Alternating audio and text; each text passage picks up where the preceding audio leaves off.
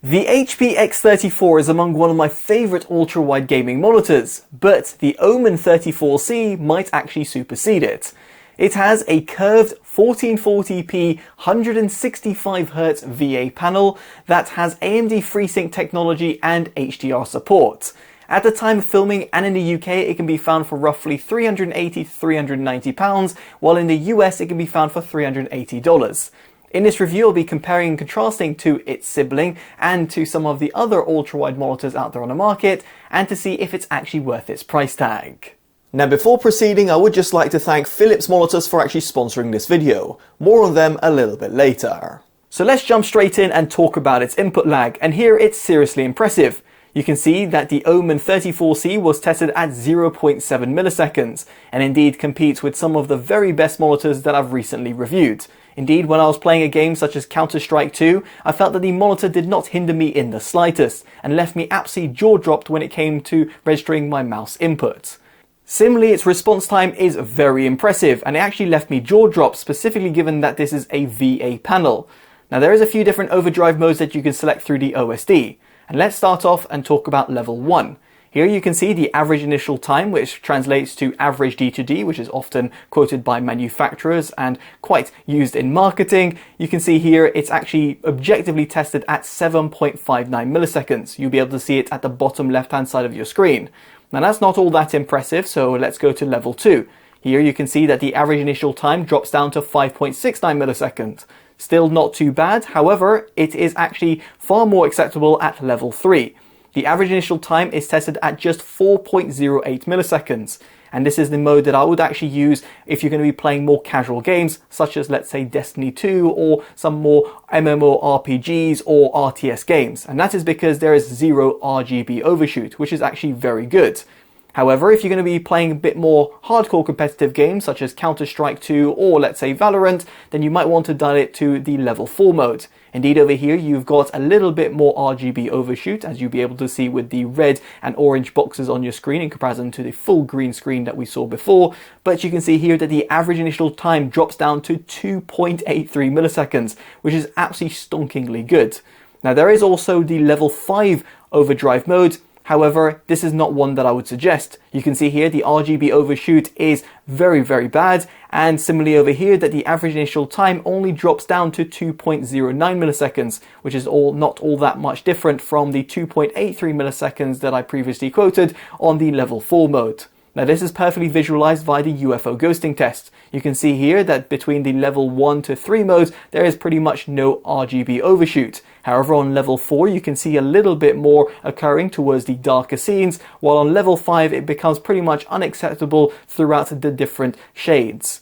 Now there is also an MPRT.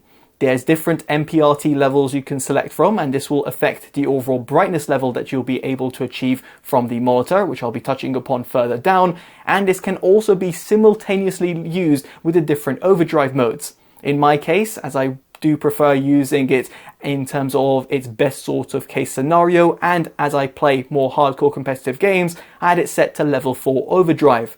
So therefore here you can see the MPRT at level 1 versus level 5 and how it affects the overall UFO and how much clearer it is in comparison to using it without MPRT enabled altogether. Now this perfectly brings me on to motion clarity, and indeed it's often a cause for concern if you're looking at a VA panel. But don't fret, the Omen 34c is actually absolutely incredible in this department, as you are hopefully able to see via my UFO ghosting test that there is no smearing that is occurrent, at least not on the overdrive modes that I would suggest. And furthermore means that if you're comparing this to the likes of the X34 or other IPS monitors out there on the market, this VA panel actually does fare very, very well when it comes to the overall motion clarity. Now sure enough, it's not going to compete with a esports orientated TN panel or ones that actually use some more advanced technologies in order for you to get lower motion blur, but for the ultra-wide market and more specifically for a VA or an IPS panel, the Omen 34c is certainly something that I could see myself using without actually having any sort of issues. Now with that in mind, I would just like to commend the manufacturer yet again for allowing you to adjust the MPRT modes with the overdrive modes, which is quite a novelty. However, I should point out that you cannot use MPRT simultaneously with adaptive sync technologies, which will come as a disappointment to certain gamers out there. And indeed over here you cannot use AMD FreeSync or Nvidia G-Sync while having lower motion blur. Now on that note, I have an RTX 3080, and when I was connected over DisplayPort, I unfortunately incurred quite a lot of flickering and even stuttering issues while running the Nvidia Pendulum demo or even while jumping in a game such as Destiny 2. And therefore, in terms of my own setup, Nvidia G-Sync would not work.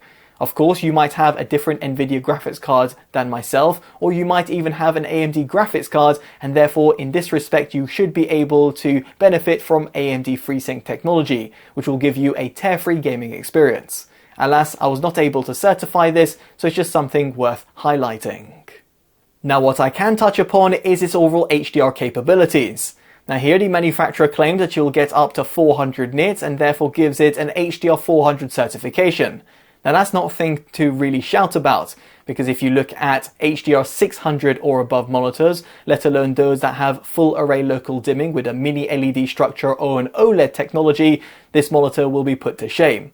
With that said, those monitors will cost double if not quadruple the price of the Omen 34c, so it's somewhat an unfair comparison. It's just something I thought I should note, because if you are looking for an HDR monitor, then this isn't really it. Rather, this will pass through an HDR signal and will give you decent color performance, but it's not exactly going to set your world alight in comparison to running an SDR signal. Speaking about its HDR performance, it perfectly brings me on to today's sponsor from Philips Monitors.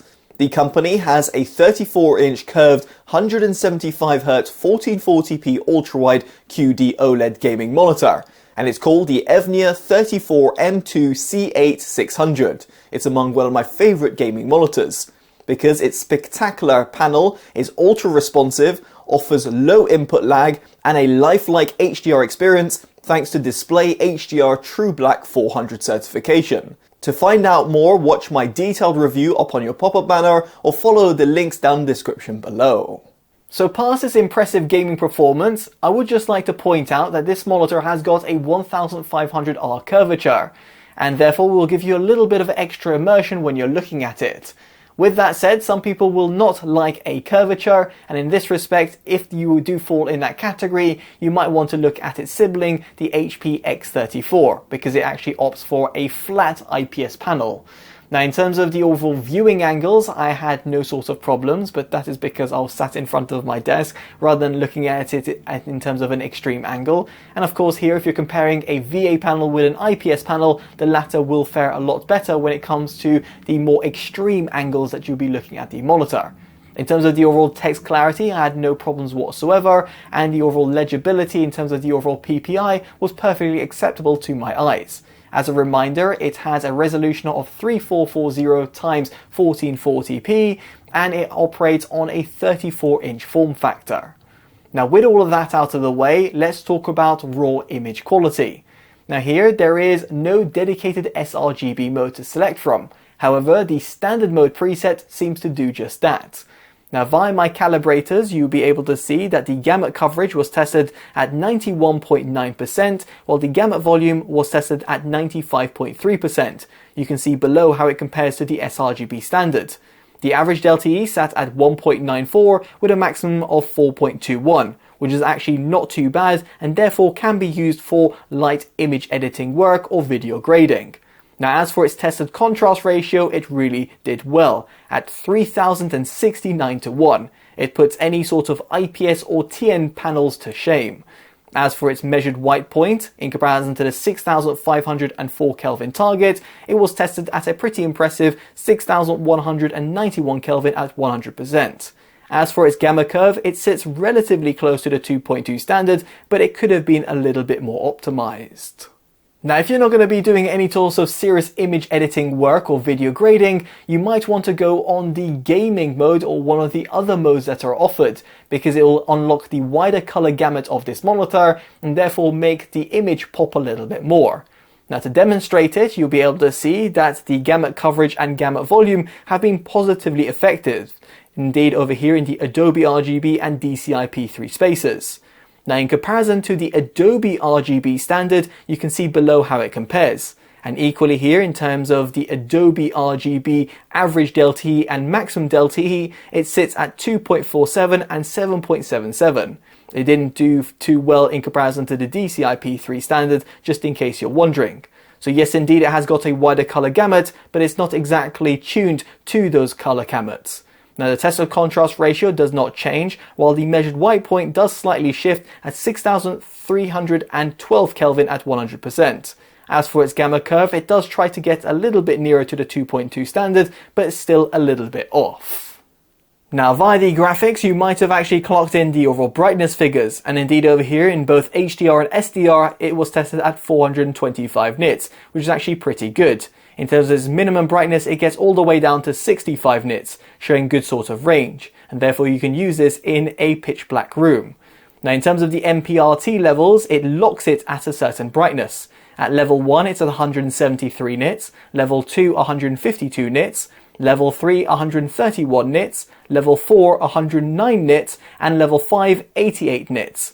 Now personally, I do find them actually pretty dim, but if I had to choose in terms of using it, then level 2 to level 3 would actually suffice, at least in a pretty dark room. Now past peak luminance, we should talk about brightness uniformity, and on my tested panel, which I do appreciate is somewhat lottery, it actually did fare pretty well. As you'll be able to see, it only does a little worse towards the bottom right and bottom left hand side.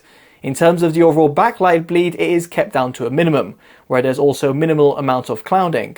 Although if you're going to be looking at the monitor at pretty extreme angles, you will be able to see a little bit of bleed coming through because it is an edge-lit monitor after all. It's not too severe, at least not in my opinion, and if you compare it to an IPS panel, it does fare a lot better. So moving past all these tests, I would like to talk about its build quality. And here, as a reminder, it has got a 1500R curvature and has got a 34-inch form factor, so you'll want to make sure that it fits on your setup. Now, in my opinion, it looks pretty sleek. This is due to the fact that it's got a 3-side borderless design and a relatively thin bottom bezel, and also opts for a simple rectangular shaped stand. I emphasize that because a lot of the alternatives out there use a triangular shaped stand, and therefore means it might be a little bit harder to fit on your setup. That is not a problem whatsoever with the Omen 34c. However, on the flip side, the stand is pretty limited. While it gives you great sort of height adjustment and tilt adjustment, you've got no sort of pivot or swivel, so therefore something that you might want to consider. Thankfully, however, you can replace the pretty sturdy stand with a VC compatible stand and therefore mount it on a monitor arm or a multi-monitor setup. Now, aside from all of this, I would like to point out that the monitor does not have any silly RGB lights, which I'm all for. Of course, if that's something that you were overly looking for, you might want to look elsewhere. Now, in order for you to customize the monitor settings, you'll want to access the OSD. This can be done via using physical buttons that are positioned behind and at the bottom right of the monitor. It's actually pretty intuitive to use, and furthermore, the OSD itself is comprehensively laid out and easy to understand, so kudos where it's due. Now, you have also got the Omen Gaming Hub, which is a free to download software and therefore allows you to customize the monitor settings on the fly should you wish to do that. Now, for those with a keen eye, you might have noticed that there is an audio setting, and indeed over here the monitor has got two 3-watt speakers built in. They're not exactly all that good, but will suffice for basic music listening or indeed notifications. Now, you have also got the ability to route audio through the monitor via the 3.5mm jack, and therefore allows you to connect up a set of headphones. Now, for you to achieve that, you'll be having to connect over DisplayPort or HDMI, which are indeed the only forms of inputs. Now here, DisplayPort 1.4 will give you access to 165Hz at 1440p with true 8-bit support. However, if you're going to be connecting over HDMI, you will be capped at 100Hz. And therefore it is a little bit baffling that the manufacturer has not included HDMI 2.1 in order for you to actually benefit from the full bandwidth of this monitor and therefore experience the native resolution at the native refresh rate. Now, on that note over here, if you're going to be a console gamer, you will be disappointed to know that it will not route through a 4K signal input. So therefore, another food for thought if you're looking at this monitor or indeed comparing and contrasting it with some of the alternatives out there on the market. So with all that in mind, it brings me on to my verdict, and quite frankly I've been left very impressed by the HP Omen 34c. Now granted, it does have a few quirks. For example, I was not able to run Nvidia G-Sync, at least not on my setup, and it's not exactly the most color accurate panel out there on the market, but otherwise than that, it really does tick every box. It's got a low input lag, a phenomenal response time, and therefore can be suited for hardcore competitive gaming or indeed casual gaming. It's got that VA panel, which is going to give you fantastic contrast ratio. It's got that curved panel, which gives you a little bit of extra immersion. It's got a comprehensively laid out OSD and a very sleek design. And furthermore, it's competitively priced at roughly £380 to £390 in the UK and roughly $380 in the US. As such, I can see myself actively recommending this, and I could go as far as saying that this is my new favourite ultrawide monitor. As such, it easily gets my Best Buy award. Now, if you're going to be contemplating between this and the X34, it really depends as to what you're looking for. A curved VA panel or a flat IPS panel. And if you're going to look elsewhere at some of its other competitors, then definitely do consider the Omen 34c as a worthwhile alternative. Now, I'd be curious to know what you make of the monitor down in the comment section below, and if you've liked this independent detailed review, definitely do consider dropping a like, subscribing and hitting that bell notification, all of which would be greatly appreciated. As such, I've been Totally Dubbed, and I'll hopefully see you in the next one. Take care of yourselves, and goodbye.